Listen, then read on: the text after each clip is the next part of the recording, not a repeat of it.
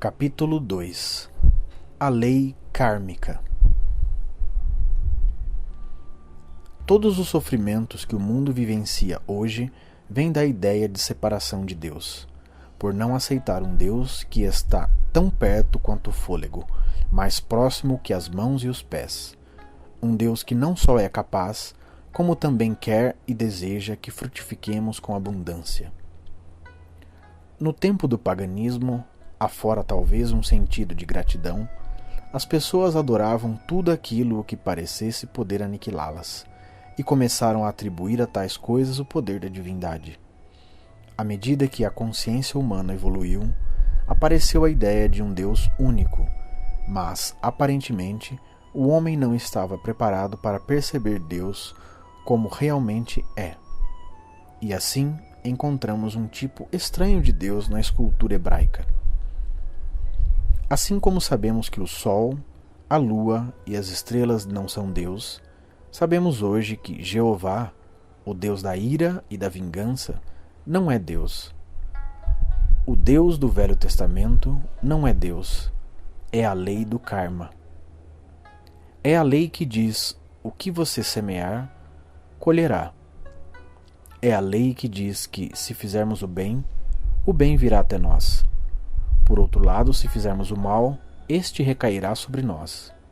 Como o homem pensa em seu coração, assim ele é.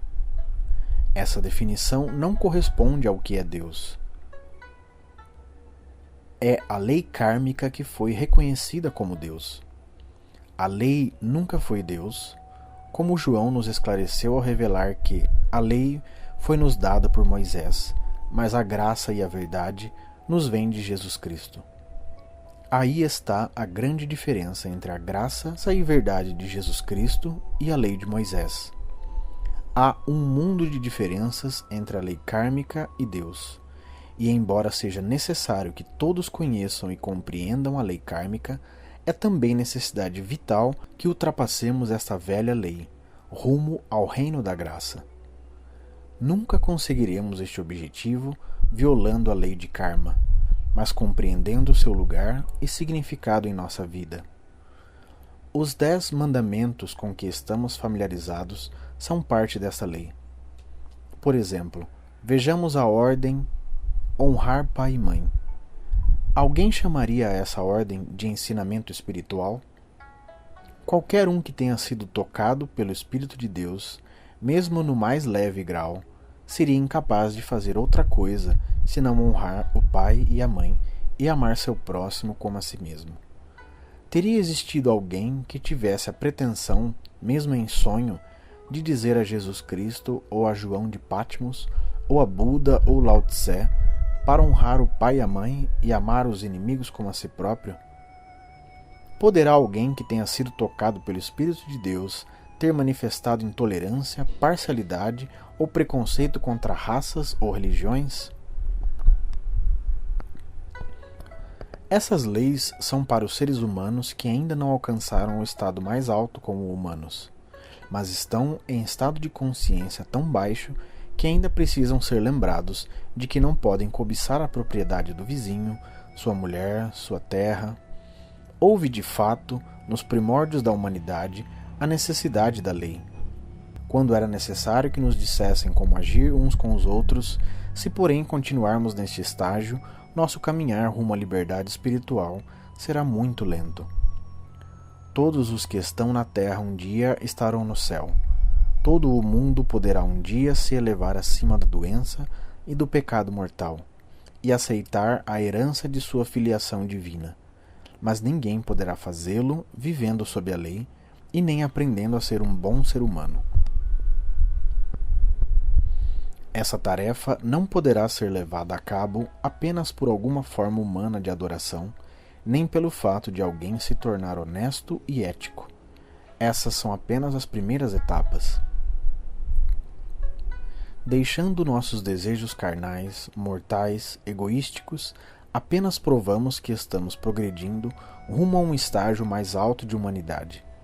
Por fim, virá o dia em que de fato atingiremos a realização do Espírito de Deus que habita em nós, quando estaremos face a face com Ele, quando ele tocará nosso ombro, nossa cabeça ou nosso coração, quando de um modo ou de outro ele anunciará a sua presença.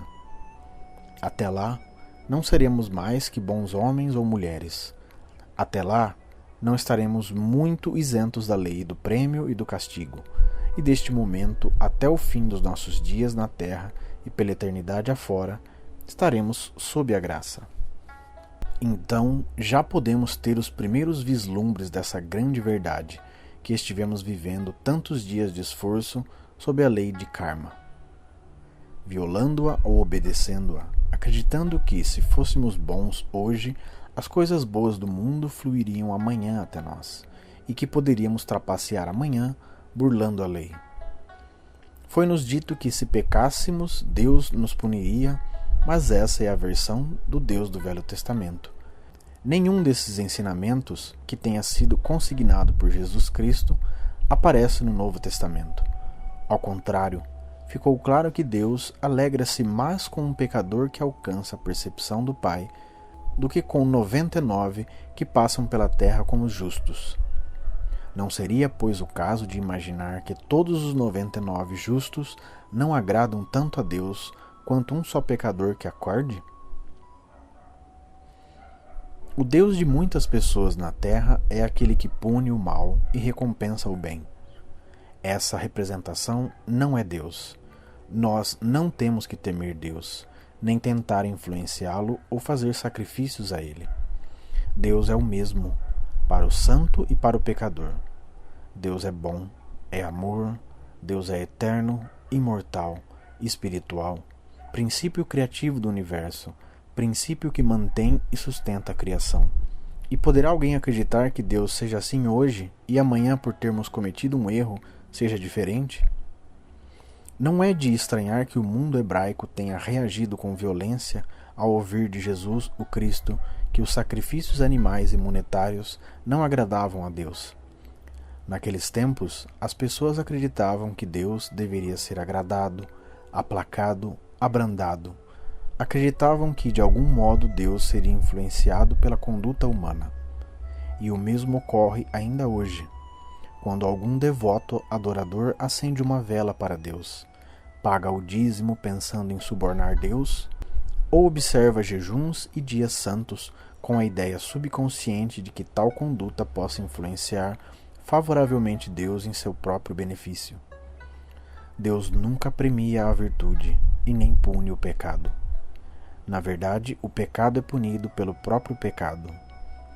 Em outras palavras, se alguém fizer uma ligação elétrica errada, será queimado, mas não poderá censurar a eletricidade por isso. A eletricidade não quis puni-lo. Ele trouxe para si a própria punição, agindo erradamente. A pessoa que entrar na água ficará assustada, se debaterá e quase se afogará, sem poder repreender a água, mas sim a própria ignorância de como se portar dentro da água. Ninguém pode violar a lei a não ser punido pela violação. Mas ninguém poderá censurar Deus pela consequente punição. A culpa disso não está em Deus, mas na conduta individual e na não compreensão individual da natureza da lei. Uma vez que tenhamos compreendido que há uma lei kármica e que os seres humanos estão a ela sujeitos, nossa primeira tarefa será nos colocarmos em harmonia com a mencionada lei. Em outras palavras, se há uma punição para o roubo, devemos, em primeiro lugar, aprender a parar de roubar. Se há punição para a mentira, devemos nos treinar a não mentir, mesmo que, no momento, pareça haver alguma vantagem no deslize da falsidade. De fato, podemos mentir e enganar os nossos negócios, e talvez ganhar algum proveito provisório. Mas, se compreendermos que toda mentira, engano ou trapaça nos fará por fim naufragar, mas que provavelmente começaremos a nos treinar a não indulgir em relação a métodos inescrupulosos de agir na vida, quer pessoal, quer social ou comercial. O primeiro esforço, pois, quando entendemos que há uma lei kármica, é nos livrar dos males que trariam más consequências para nós. E, indubitavelmente, melhor viver neste estado de consciência que no estado inferior. Mas devemos atentar para o fato de que tal estágio de vida é o estágio hebraico vivido sob a imposição "tu não podes" de Moisés. Tu não podes fazer isso, e assim não trarás o castigo sobre ti. Tu não podes cobiçar a casa do teu vizinho, e assim não atrairás problemas para ti. Tu não podes roubar, tu não podes cometer homicídio. Deves honrar teu pai e tua mãe, o que significa que não deves esquecê-los, ignorá-los ou maltratá-los. Não se discute o fato de que, quando obedecemos aos 10 mandamentos, nos colocamos em harmonia com a lei kármica e nos beneficiamos com isso. Não podemos, porém, esquecer que estamos ainda sob a lei e que uma próxima violação pode trazer problemas. Pelo tempo que vivermos apenas sob os 10 mandamentos, estaremos todavia vivendo humanamente e sob as leis humanas. Essa é a maior parte de Deus que a Bíblia revela, mas não é Deus. Essa é a lei, é o Deus Senhor, é o Deus Lei. A lei kármica, a lei de causa e efeito.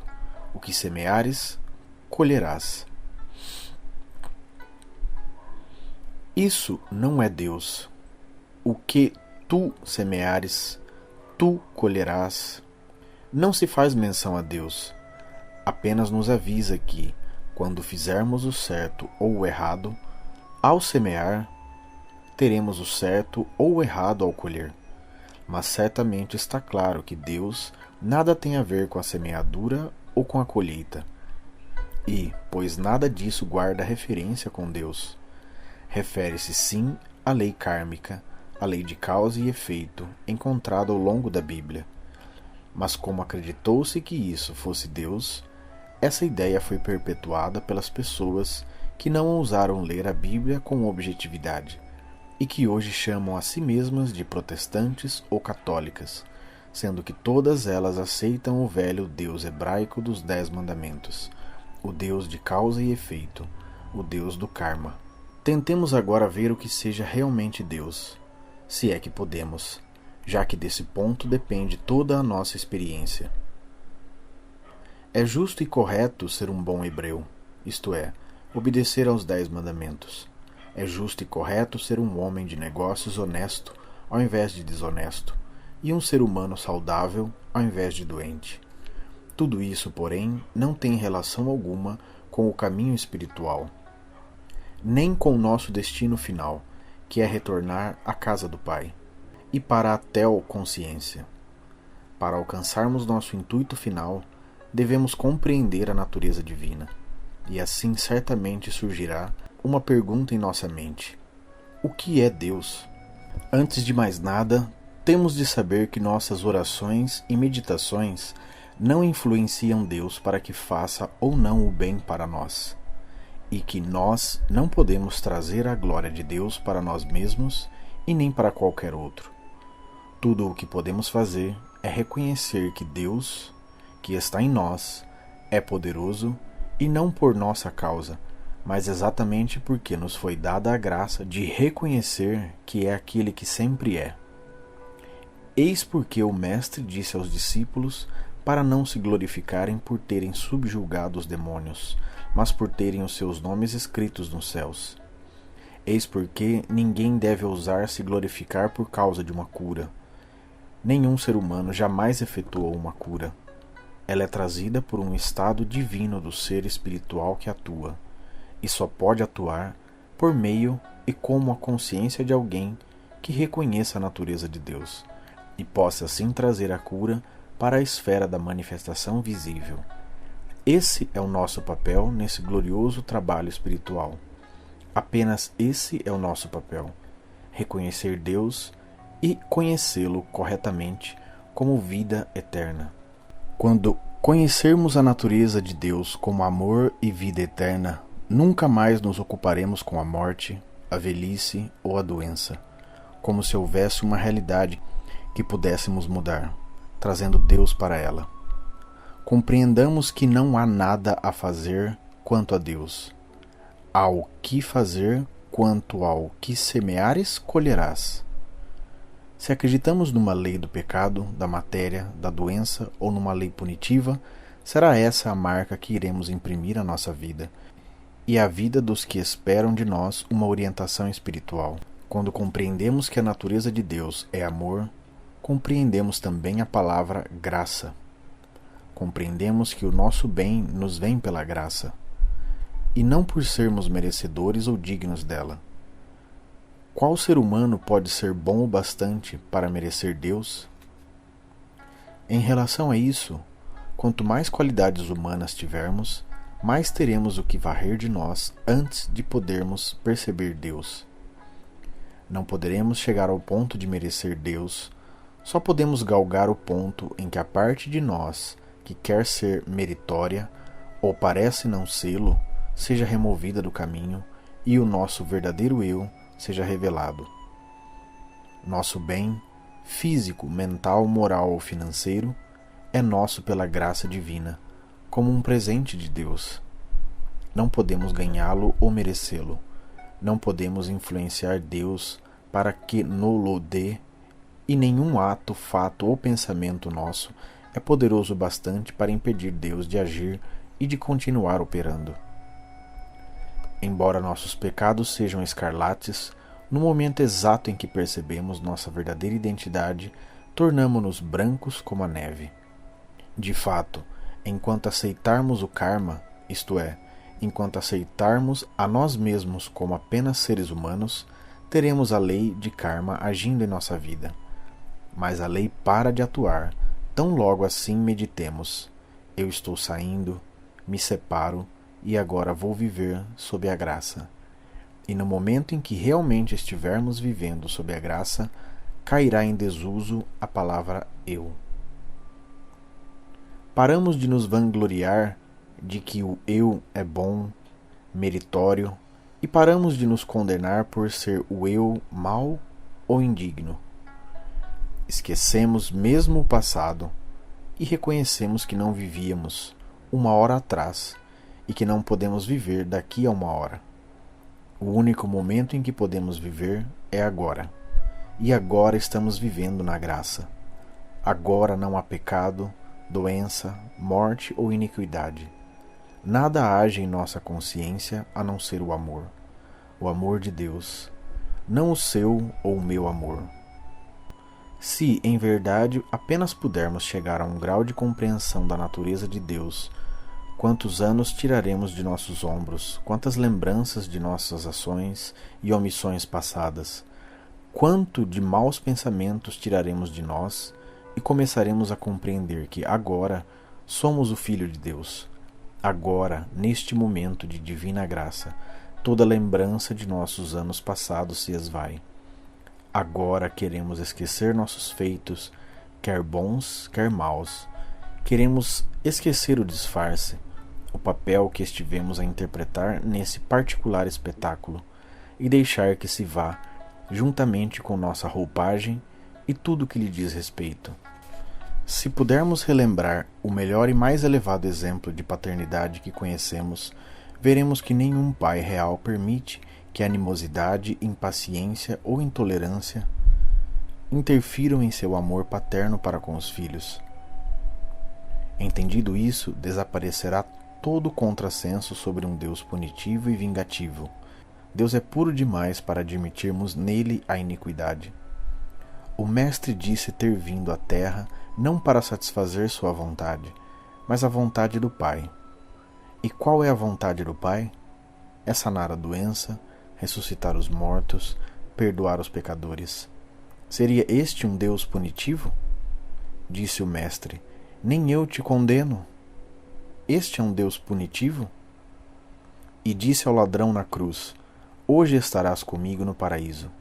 Será isso punição? E disse ainda: teus pecados te são perdoados.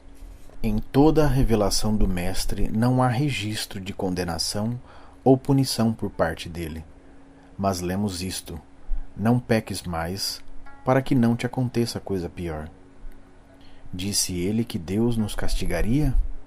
Não, são nossos pecados que nos infligem castigo, não Deus. Nossos erros retornam sobre nós. E nem temos de consumar o ato pecaminoso. Basta o simples desejo ou a vontade dele. Como nos acautelou Jesus, o Cristo, contra o olhar para uma mulher com pensamento adúltero. Não é necessário consumar o ato, pois o estado mental traz de volta algo de sua própria natureza. Aqui não se trata de viver sob a lei de Deus, mas sim de viver sob a lei de karma. Pois quando vivemos sob a lei de Deus, não há possibilidade de existir qualquer pecado. A crença pagã corrente de que Deus vá à nossa frente para punir nossos inimigos foi trazida de tempos remotos. Assim, todos sobre a terra oram pela paz mundial. Oram a Deus por essa paz, mas Deus os ignora. Homens e mulheres oram pelas suas crianças, pela sua saúde e segurança, mas Deus ignora seus rogos também. Se Deus não atende nossas orações para o bem, que chance haverá de atendê-las para o mal? Que tipo de Deus adoramos? Haverá uma raça ou um povo sobre a terra tão melhor que os outros que Deus queira destruir uns por causa dos outros? Ou uma nação por causa da outra? Será que já houve, mesmo humanamente falando, uma raça ou nação perfeita? Durante o último século, tivemos 3 grandes guerras, e os vencidos eram cristãos e democráticos, tanto quanto os vencedores. Que grande esforço de imaginação é necessário para acreditar, por exemplo, que a Rússia tenha sido vitoriosa na guerra por ser cristã e democrática? Não está, pois, claro que os créditos e descréditos foram atribuídos a Deus, coisas pelas quais Deus não é responsável? Enquanto aceitarmos a lei do olho por olho e dente por dente, estaremos acionando a lei de karma. O que fizermos para os outros será feito para nós. Nos nossos tribunais criminais, essa antiga lei é aplicada, sentenciando à morte alguém que tenha cometido assassinato. De outro lado, porém, quando um governo envia homens e mulheres de sua nação para cometer assassinato em massa, ele não espera que, ao retornar, sejam punidos. Mas isso é porque nada sabem sobre a lei kármica e sua inexorabilidade. Não há escapatória às penas geradas pela violação aos 10 mandamentos. Há uma punição para cada violação dos 10 mandamentos, mas não é uma punição de Deus, é uma punição que recebemos como resultado de atos ou pensamentos que nós mesmos acionamos. Em outras palavras, nós criamos o nosso amanhã pelo nosso hoje. Tudo o que fazemos hoje determina algo que vai ocorrer em nossa vida amanhã ou depois. A miúde nos espantamos com certos desastres que aconteçam em nossa vida, pensando que nós não os merecemos. Mas não é verdade. Nós os merecemos, se não pessoalmente, ao menos por fazermos parte de uma consciência racial ou nacional. Como cidadãos de um país, somos responsáveis pelos atos de nosso governo. E quando endossamos atos que violam os 10 mandamentos, acionamos a lei kármica e seus resultados inevitáveis recairão sobre nós.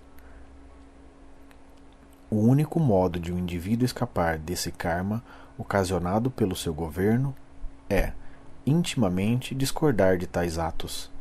Quando um cidadão concorda que se jogue uma bomba que varre uma cidade inteira, tal cidadão participa da experiência kármica dos seus governantes, e dia virá em que será pago em moeda semelhante.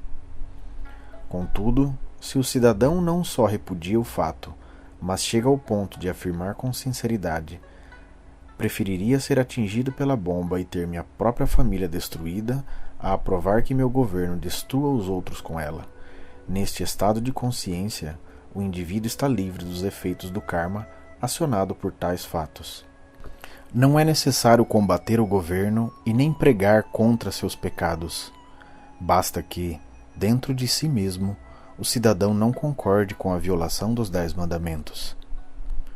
Quando o Mestre nos deu a verdadeira religião espiritual, desconsiderou 9 desses mandamentos e substituiu todos pelo primeiro mandamento. Amarás o Senhor teu Deus com todo o teu corpo, com todo o teu coração, com toda a tua alma e toda a tua mente. E a este acrescentou outro, também antigo: amarás teu próximo como a ti mesmo. Esses são os únicos mandamentos a que Jesus atribuiu significado espiritual. Eles são o guia da nossa condição humana. O primeiro, amarás o Senhor teu Deus, tem a finalidade de nos conduzir à obediência a Deus e às suas leis. Amar o nosso próximo como a nós mesmos nos tira definitivamente do jugo da lei, pois não desejaremos pensar e nem cometer qualquer mal ou injustiça para os outros mais do que o desejaríamos para nós. Orar a Deus para prejudicar ou injuriar os outros é uma forma de ignorância pagã, e orar a Deus para obter vantagens pessoais é também outra forma de estupidez pagã. Por isso, no nosso interrelacionamento, vivemos imersos na realidade de que somos um, ou, como ensinou o Mestre, não chameis a nenhum homem sobre a terra de vosso Pai, pois que um só é o vosso Pai, aquele que estás nos céus. Se pudermos nos ver uns aos outros como irmãos e irmãs, não estaremos gerando efeitos kármicos para nós, pois nossa vida será de amor, devoção, serviço e partilha. Se nosso relacionamento for puro, não desejaremos nada de quem quer que seja, a não ser a chance de trabalhar, partilhar e, de alguma maneira, ser instrumento de bênção para o outro nosso ser. Nada pediremos em troca. A oportunidade de repartir, de amar e cooperar será o suficiente, pois tudo o que o Pai tem é nosso, e o Pai tem os meios de nos suprir sem que o desejemos ou peçamos. Um tal estado de consciência da nossa verdadeira identidade cria uma ligação espiritual entre todos aqueles que estão nesse mesmo caminho. Nessa ligação, ninguém pensa em tirar vantagem de qualquer outro, ninguém pensa no benefício próprio, em auto-engrandecimento ou em qualquer forma egoísta, mas sim em partilhar o eu. Finalmente, esse será o comportamento geral sobre a Terra, e a lei do olho por olho cessará de agir em nossas vidas. Os pensamentos que expressamos como seres humanos voltam para nós, pois essa é a natureza da lei do o que semeares, colherás. Mas Deus não pode ser culpado por isso. Nós acionamos a lei kármica e é isso que retorna a nós. Todos nós, pelo fato de termos nascido, temos sido culpados de ofensas, omissões e ações, e com isso nos colocamos sob os efeitos da lei. Surge, pois, naturalmente a pergunta: a lei kármica pode ser rompida? Pode-se pôr um basta nela? A resposta é sim. Podemos parar os efeitos da lei kármica a qualquer momento de nossa vida, ao reconhecermos que nós mesmos a acionamos pelos nossos pensamentos e feitos, ou pela aceitação de uma consciência racial, religiosa ou nacional, para depois renunciar a tudo isso. O modo de parar a lei kármica é o arrependimento e o viver constantemente numa atmosfera de amor e de perdão. Não seremos mais seres humanos ansiosos, por não mais estarmos abrigando pensamentos e façanhas da mortalidade. Deste momento em diante, o único karma ao qual estaremos sujeitos será o racial e o nacional, e mesmo este poderemos rejeitar dentro de nossa consciência. Se houver uma guerra amanhã e formos chamados a servir as armas, poderemos atender ao chamado. Nós devolveremos a César o que é de César. Poderemos cumprir nossas obrigações de cidadãos porque, se não o fizermos a nossa parte, estaremos nos subtraindo só temporariamente deste problema e empurrando outra pessoa a servir em nosso lugar e ocupar a posição que seria nossa. Isso é muito pior que aceitarmos o chamado às armas, porque no fundo, respondendo ao chamado, podemos desaprovar o fato e orar sinceramente pelo inimigo como por nós mesmos. Nós podemos orar pela segurança, pela liberdade e salvação do inimigo, e mesmo devolvendo a César o que é de César, nos livrar desse modo do retorno à lei kármica no desempenho daquilo que nos foi solicitado como cidadãos, sem ódio ou espírito de vingança, mas com desapego. Só uma coisa livra-nos da lei do que o que semeares, colherás, que é parar de semear. A única maneira de parar de semear é reconhecer nossa identidade espiritual. E aí não mais precisaremos alcançar, arquitetar, tramar, planejar, agarrar ou mesmo desejar qualquer coisa que os outros tenham, mas poderemos ser espectadores atentos de quão maravilhosos caminhos o Pai dispõe para nos prover, sem privar outrem. No caminho infinito, reconhecemos que há uma lei, mas também que há algo chamado graça. Deixe-me explicar deste modo. Se ainda não tivermos aprendido a metafísica moderna, estaremos sujeitos às leis da matéria que nos subjugam neste plano humano, como as do clima, das infecções, da hereditariedade, do meio ambiente, do tempo e do espaço. Todo ser humano está sujeito ao tempo. De fato, se olharmos para o calendário tempo suficiente, nos sentiremos envelhecidos, fracos e exauridos. Aqueles que já tiveram alguma experiência com curas metafísicas ou espirituais já perceberam que essas leis da matéria não têm poder na presença da compreensão espiritual. Há teorias e crenças, mas a graça deixa-as todas de lado, o que não significa que no plano humano não existam leis materiais, e nem significa que não existam leis mentais. Apenas quer dizer que o estado de graça põe de lado ambas, as leis da matéria e as leis da mente. Sob a graça não há lei.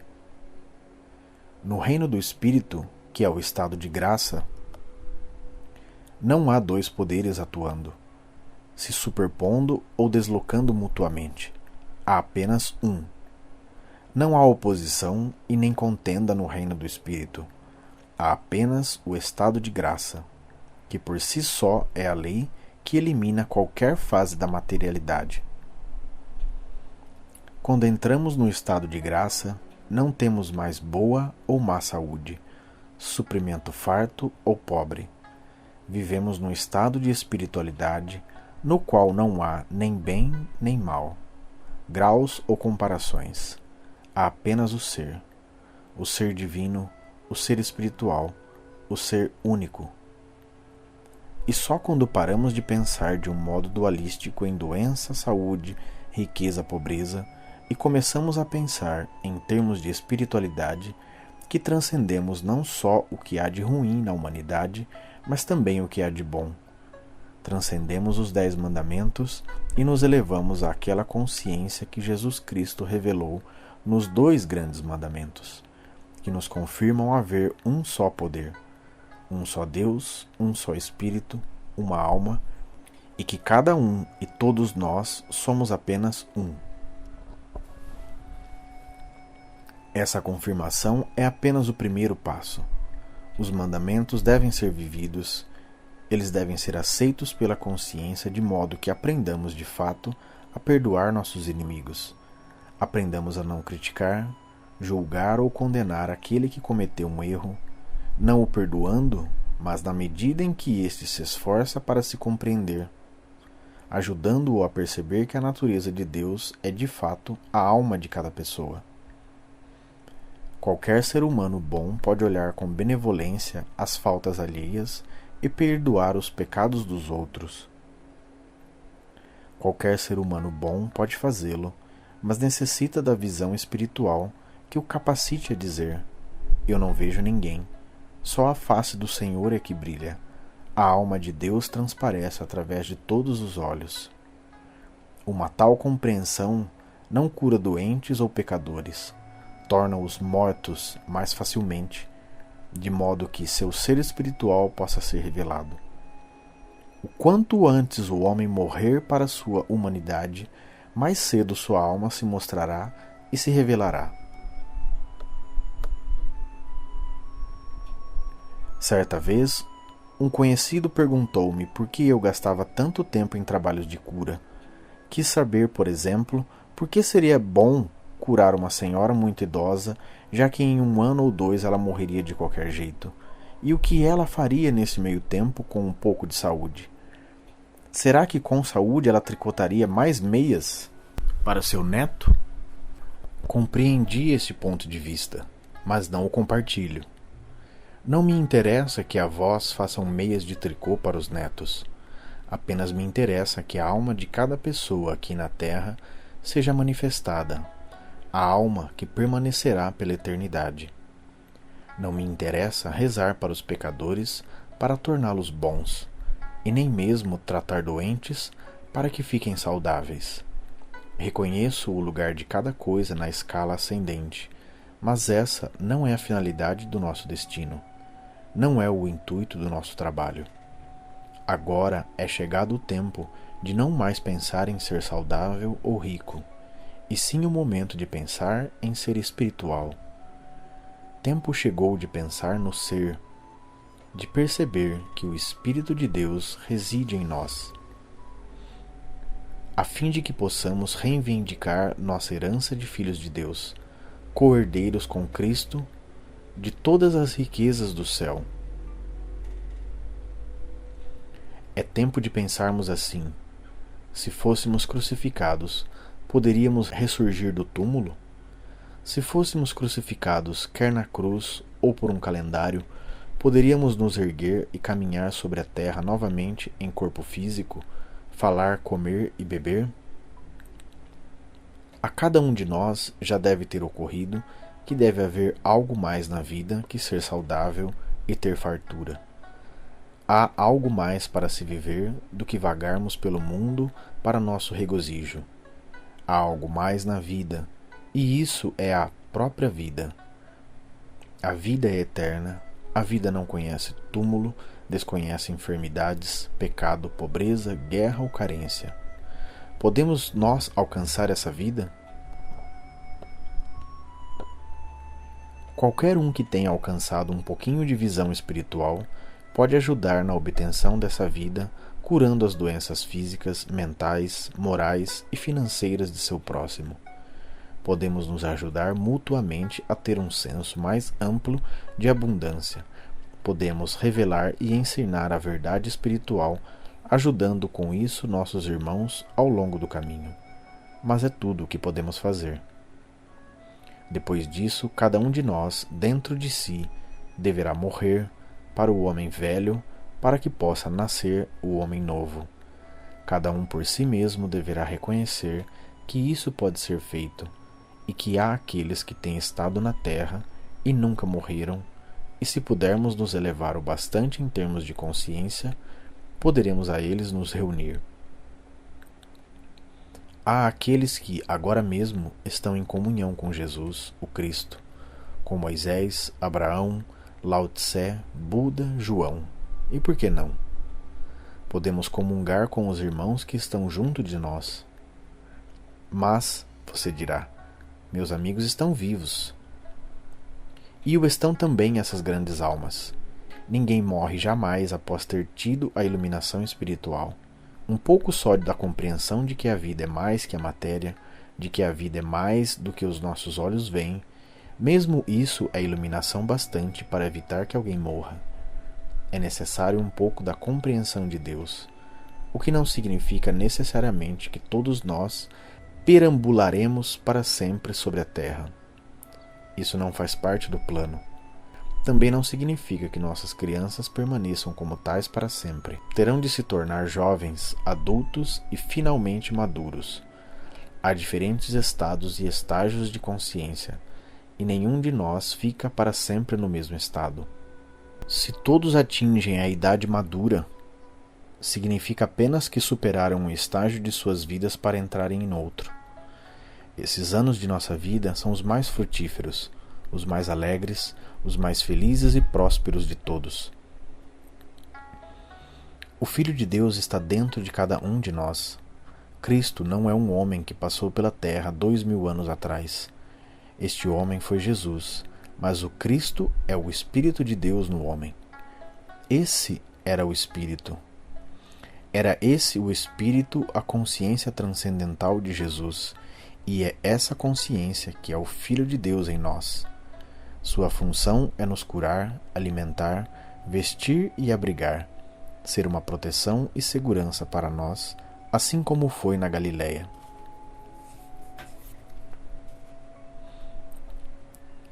Para nos valermos dele, temos de nos livrar desse Deus de prêmio e castigo e aceitar o Deus de amor, no qual não há escuridão, nem qualidades humanas, nem sombra de mortalidade. Quando conhecermos Deus desse modo e não mais o temermos, nem sua cólera e punições, e o compreendermos como um Deus de amor e vida eterna, saberemos que não estamos sob qualquer ameaça de doença, morte ou velhice, pois em Deus não há tais coisas. A função do Mestre, isto é, o Cristo em nós, é anular a idade, pensamentos pecaminosos e desejos, doenças, perdas, limitações e, finalmente, o último inimigo, a própria morte. Se semearmos no Espírito, moraremos na verdade espiritual de que eu e o Pai somos um, inseparável e indivisível. Mesmo que façamos nossa cama no inferno e temporariamente caminhemos pelo vale das sombras da morte, eu e meu Pai somos ainda assim inseparáveis e indivisíveis. Somos um, e tudo o que o Pai tem é nosso, não por tê-lo ganho ou merecido, mas pela graça de Deus. O que Deus faz, o faz sem qualquer razão para fazê-lo. Será o amor de Deus menor que o amor de uma mãe? O que uma mãe faz pela sua criança, o faz sem qualquer razão, e ela nada cobra em troca da criança. A mãe sabe que se desdobra pela criança por causa do amor que a move. A mãe nunca pune sua criança, corrige, disciplina, isso sim, mas uma mãe normal não pune. A mãe humana ama menos uma criança que errou do que outra boazinha? Pelo contrário, às vezes até um pouco mais. E terá uma mãe mais amor que Deus? E será Deus menos que uma mãe humana? Deus não é super-humano, não é uma pessoa com emoções humanas. Deus não tem piedade e nem condena. Deus é, e está disponível para todos aqueles que podem reconhecer que Deus é. Todas as nossas orações absurdas suplicando que Deus seja diferente do que é cessarão no momento em que descobrirmos que Ele não é influenciado pelo homem e nem recebe suas ordens. Deus não aceita nossa ideia de justiça, de amor e piedade, mas nos concede sua ideia de amor, de justiça e mercê se escutarmos a pequena voz silenciosa. Honremos a Deus pela compreensão da sua onipotência, sua onipresença, sua onisciência. Deus é a infinita inteligência e o infinito amor que mantém a lei universal. Em vez de verbalizarmos orações a Deus, fiquemos recolhidos no silêncio dentro de nós mesmos para podermos ouvir a pequena voz silenciosa.